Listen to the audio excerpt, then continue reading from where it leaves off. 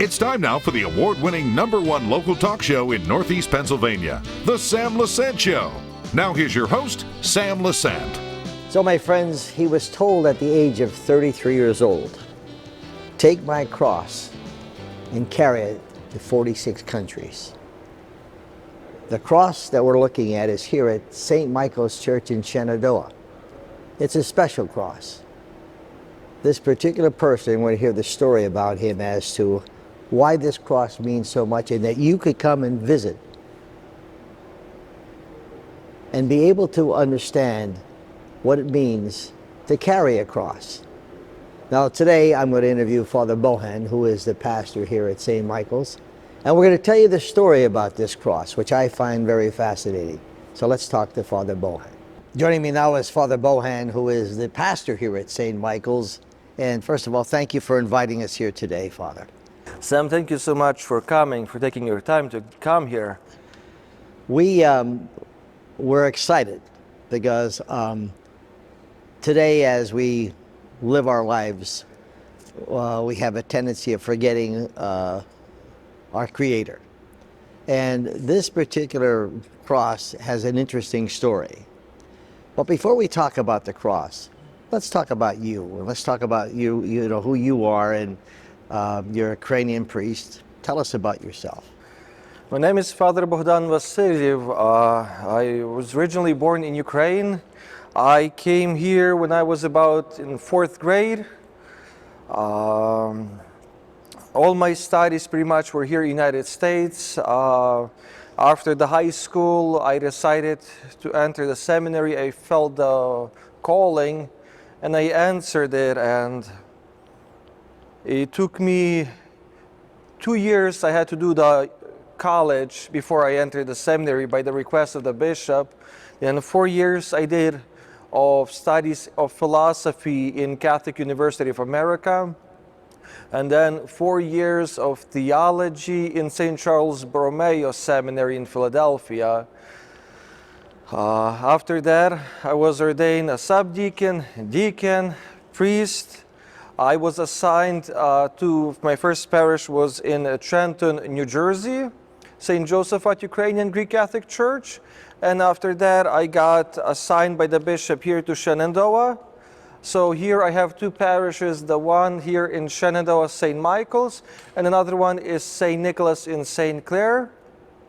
And I have been here only 3 months, so I'm still brand new to this place. Well, I got to tell you, I wanted you to tell the story because, you know, as we all look for vocations, the fact that you seem to be so happy in what you're doing, okay? How would you encourage someone to enter the seminary today?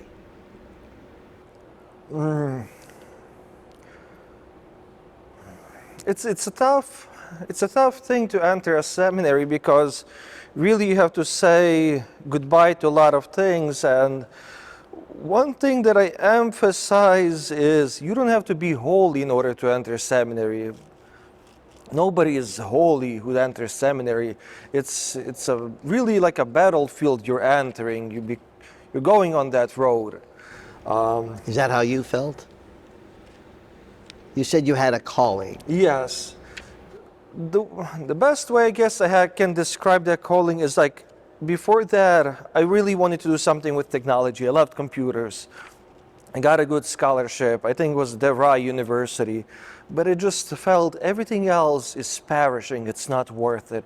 There was something else. There was something higher that I wanted to do. And it was really one of the priests that came up to me and he asked me, "What are you doing? What's your plan?" I told him I got applied to this university. I got a scholarship and everything. And it's like, no.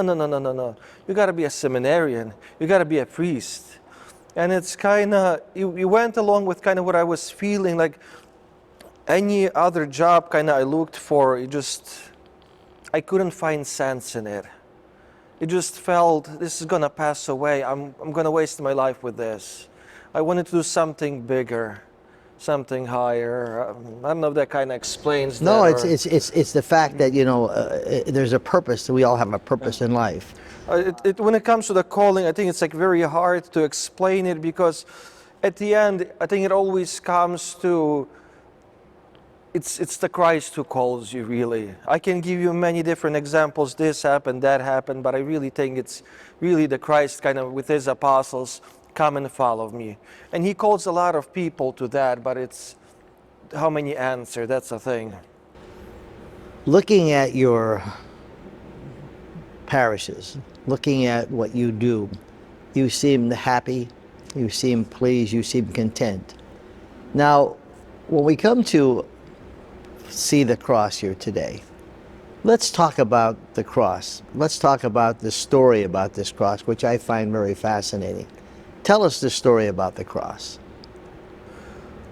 Well, yesterday before interview, I called the man who brought the cross, who had this calling, and I asked him, if I speak about this cross, what's the main thing you want for me to highlight?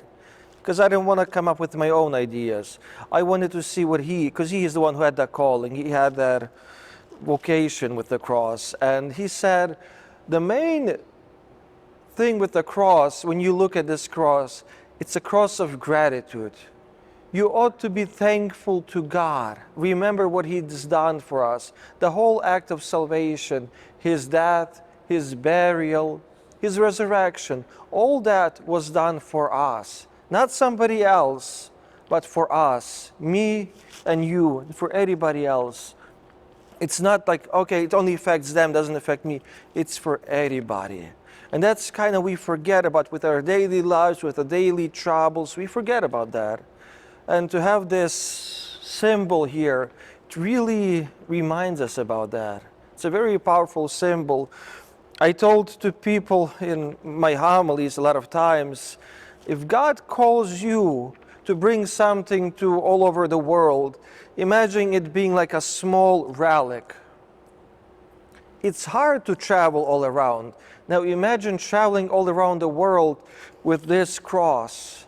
I don't know, it's about 16 feet tall, about 7 feet wide. It's one piece, it doesn't come apart. It weighs 800 pounds. It took about 8 or 9 men to carry it into this church, and we carried it with a difficulty because it's just how heavy it is. So imagine, it's already been to 40, I think it was 46 countries in Europe. And now it's traveling all around the United States. The next country would be Canada. How is the cross made? What was the calling he had? So the story begins in 2003. It begins on Easter morning. His name is Vitaly, the man, and he was getting ready to go on a pilgrimage. It was Easter morning, and as he was leaving the house, he heard a very clear voice, "Take my cross and carry to all the capitals of the world." And ever since 2003, he took that call seriously. He took it to heart. For I think it was 6 months, he said he was praying and working with different people just to understand what kind of size the cross should be, how it should be, because he wanted to have it exactly as it ought to be. So it wasn't just like a decision, I'll make it that big. No, he was praying and meditating on it. Even the cross was made in one place, and the body was made in the other region of the country. But even for the body, how Christ ought to look, he spent a lot of times, and different people showed him, what about we can make this carving? No, that's not how it ought to look. From his vision, he spent so much time finding that exact replica that he wanted. When he made the cross, and he actually heard, Yes. "Take my cross." Is that what he actually heard? That's what he said. Take my cross and take it to all the capitals of the world. And he's been very serious with working with that. Now, does he travel with the cross? Yes. So I asked him, is there's like a group or anything like that? And he said in Ukraine, he formed a committee, a group to help him with the cross. But ever since he left the country, Ukraine, He's been on alone traveling. He's shorter than I am. He's much skinnier than I am. It's him. His wife is incredibly skinny. He has 4 kids, little kids, and he travels alone with the cross like that. That's all. When we talk about a relic, and we talk about, you know, our inspiration, okay, what do you think the cross would bring? We're inviting people to come here, okay? What should they look for or feel? It's really the image of Christ there on the cross suffering for us. It's really that act of salvation. It's that ultimate love of God for us. And that's kind of the reminder.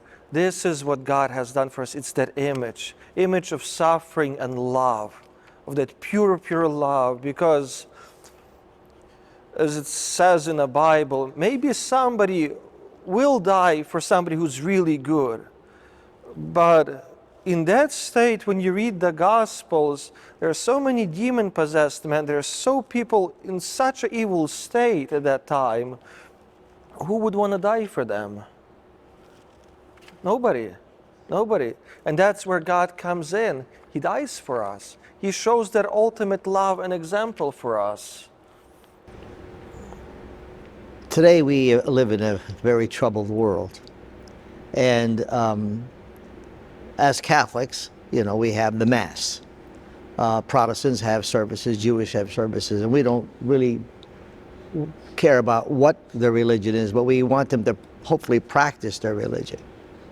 In terms of the Mass, I remember interviewing a very good friend of mine. In fact, I was an altar boy at his ordination, Father Maurice Raymond, who was the pastor of Most Precious Blood Church in Hazleton. And I asked him, I said, Father, how important is the Mass? And he said something to me that was very, very profound. He said, Sammy, I would crawl on my hands and knees for miles just to attend a Mass. And at that Mass, as if we appreciate what the Mass is, the passion of Jesus, okay, and be able to understand what it means, I think, you know, these are the kind of things that people live with. Your response to that? No, that's very true, but the only thing I can add, we receive as much grace from the Mass, from the cross, as much as we come open to it. We have to have our hearts open. We cannot have it locked. Because even, for example, in time of Christ, you had 12 apostles, 12 disciples. 11 of them opened their hearts, but 1 closed. You can be so close as to walk with Jesus, but yet you still can have your heart closed. We are in control of ourselves. God does not force himself in. Even when the people come here, they have different experiences with the cross, but at the same time, I see how they are, if they're opened or not. Some come just to see it as a beautiful thing, and others see it as an act of salvation. This is something holy. And I had quite few people, they would come and they would stand right next to the cross and they would turn to me and say, Father, I feel such a great grace coming from this cross. I feel this warmth. And it's really how much we open ourselves.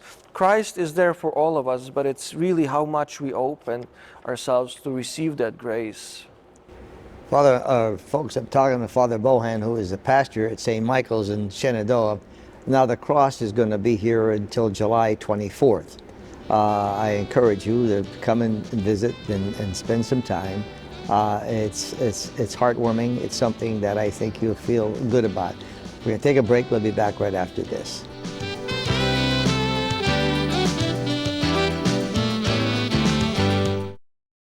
Welcome back to the Sam Lesante Show, folks. Remember, 24/7, you can watch all of our shows on ssptv.com and our YouTube channel. I'm here on location at St. Michael's Church in Shenandoah. And why am I here? Is because they have here the Cross of Gratitude. And I'm here with Pastor Father Bohdan, who is gracious enough to have us come here and talk about this cross. And we invite you to come down to Shenandoah. It's 114 Chestnut Street in Shenandoah to spend some time. It's great. But Father, before we get to the cross, you know, you're the pastor here. Tell us about St. Michael's and the services you have to offer. So this is a very unique church you're in. This is actually the very first Ukrainian Greek Catholic church in the United States. Is that right? Although this is not the original building, but it represents that community, the very first Ukrainian Greek Catholic church for us. So it's a historical church that we're in, and I was very happy when the cross was able to come here. Here during the week, right now with the cross, we have a special services with the cross. Mondays at 4 o'clock, Tuesday at 4 o'clock, and Thursday at 4 o'clock. So Monday we'll have a Cathist, which is a special service of praising the cross. And Tuesday and Thursday, Divine Liturgy, which is a Mass that we have here. And we've been getting quite a lot of people right now, so it's a very beautiful thing. The main service would be Divine Liturgy, which is a Mass, pretty much. I opened the church the way it's advertised in our bulletins and on our page. Anybody is welcome to come anytime if they call or not, because I'm not always here, because I also take care of another church in St. Clair, St. Nicholas. But on those days when we have services, the church opens an hour early, so people are welcome to come, meditate, pray quietly, spend as much time as they want near the cross. After the services, I don't even say the time it closes, I say until people leave. I give them all the time they want with the cross. The cross itself, for those who are just tuning in, we're at St. Michael's Church. Tell us about the cross and how it was made and the specific calling that the man had. So 2003, the man receives a calling, take up my cross and carry it to all the capitals of the world. And he does that. He takes it first after it's being made. It was made in 2 different places. Then it came together. It traveled throughout Ukraine at first. He received the blessing from the multiple bishops in Ukraine and priests for this mission. Afterwards, he received a blessing from John Paul II. John Paul II blessed him and his mission. Pope Benedict blessed him, the cross and the mission. Pope Francis blessed him, the mission, the cross. I asked him about how many people prayed around the cross. He told me over 2 million easily already visited the cross. Throughout Europe and United States, over 2 million people prayed with this cross. He says presidents prayed at the cross, kings prayed at the cross, everybody prayed. You had so many different people. It's not exclusive to one kind of people, one race. It's open to everybody.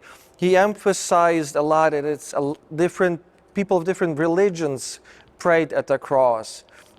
He said you had Greek Catholics, you had Orthodox, you had Roman Catholics, you had Protestants, you had Muslims, you had Buddhists, you had everybody praying at the cross.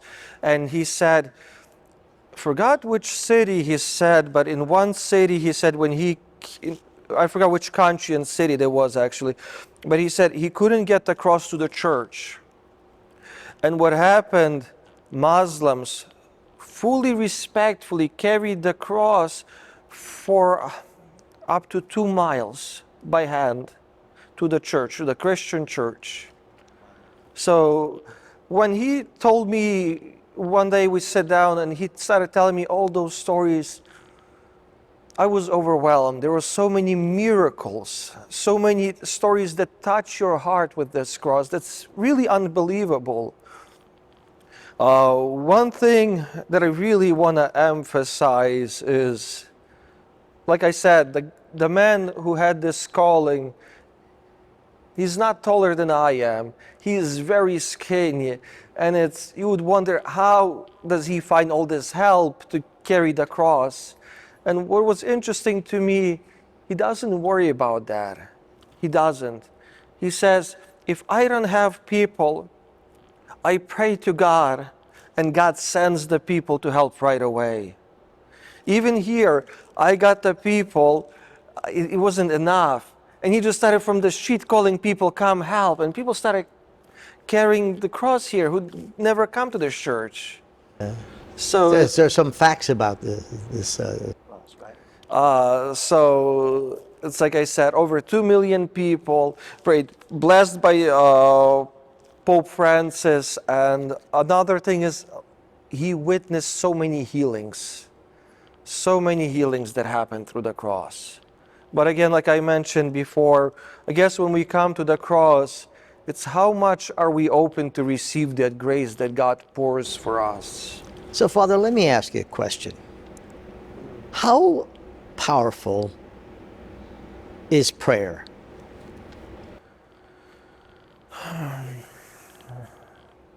It's our conversation with God, really. It's how much do we value or care about people in our life. If we're married, how much we care about the other person. How much do we talk to that other person? How much do we remind them we're there? So that's kind of the prayer is, just to talk to God, to acknowledge. I think the prayer, it's God knows us already, but the prayer helps us to remind us that we need God when we come and we pray to Him. Some people feel that, you need to read a prayer. Okay, I got to read this prayer, read that prayer. And sometimes we go through the prayers and it's a matter of just repeating instead of having the meaning, okay? And correct me if I'm wrong, but sometimes just speaking to God and talking to God, and it sounds like, do you really do that? I think sometimes you may get a little bit more when someone comes here to the cross. I mean, you don't have a prayer. When you stand in front of the cross, say this prayer, So I think that's why I ask how powerful prayer is, but you don't need to have a written script. Am I correct? No, that's 100% correct. You don't need, there is no special words that are gonna change you. It's how much you open your heart. I can stand there and read 100 pages of prayer and get nothing, or I can say just a simple, very powerful prayer that's very popular in the East. Lord Jesus Christ, Son of God, have mercy on me. But it depends how I am open in my heart. Do I come with my heart as hard as a rock and it's like, you can't do anything for me? Or it's like, my Lord, save me, help me. I know you can do it. Because in the Gospels, when we hear the people coming to Jesus and they're calling Him, save me, help me, what's the first thing He asks? Do you believe? Do you have your faith? And that's kind of with us. We have to show that. We have to open ourselves. Speaking of faith and believing in faith, in some areas in the country today, our churches are jammed. Unfortunately, there's some areas where people are not going to church anymore. And my good friend, Father Brosk, is with me today, and I remember him saying a homily, if people were going to church, we wouldn't be closing churches. And, when someone says, well, I'm a Catholic or I'm a Protestant, but do you practice your faith? And do you believe in what you're doing, all right? And what do you say to some people that, have not been able to go and start practicing and back to their church? How do you encourage them? Unfortunately, a lot of people only respond to church or start praying to God when something bad happens. The world has us kind of in this bubble that everything is fine, we don't need God, only when something bad happens. But it's really, we have to push ourselves. We have to understand the importance of God. Yes, things are going well, God blesses us, but we forget who God is. We really do. That's kind of the reminder that we have this cross. I am saved. We believe we're going to die, we're good, we're going to go to heaven. But what happened? Why can we go to heaven now? What was the price paid for us? Just to we have to sit down and look at the history of salvation, understand what God has done for us. We don't understand how much He loves us. It's like, yeah, he loves us, but how much? Just how much? And when we start understanding how much he cares for us, how precious that love is, that really makes us go to church. That makes us go to worship. As some people say, God is everywhere, I don't need church. Well, it's kind of like saying water is water, but you're not going to drink water from the toilet. You go to the nice well. And that's kind of with the same thing with a church. Yes, God is everywhere, but there's a reason we have a church. Things are sacred here. They've always been like that. It's not something man-made. It's all the way from the Old Testament. God made it holy. Especially in the Eastern churches, when you see here, we have so many icons. There's a reason for that. There's a reason why we don't have bare walls. It's in order for us to remember the heavenly things. Because we ought to remember that life here on earth is not forever. It ends quickly. We're not guaranteed tomorrow, but those icons, what they really are, they're window to heaven. This is where we belong. This is where our home is. Well, we can go on for a long time. Yes. I'm really enjoying this because I'm hoping that the people come and visit and get inspired by the cross and be able to renew. Father Rick, who is Palmer, who is my pastor at St. John Bosco, had a wonderful homily on Saturday where he talked about the floods and the caring. You know, people should care. Okay, and that's all they want is some care. Father, thanks for inviting us, and I invite all of you to come here at the St. Michael's Church here in Shenandoah. It's 114 South Shenandoah. South Chestnut Street, yes. And the cross will be here until July 24th. Thanks for joining us. We'll see you next time.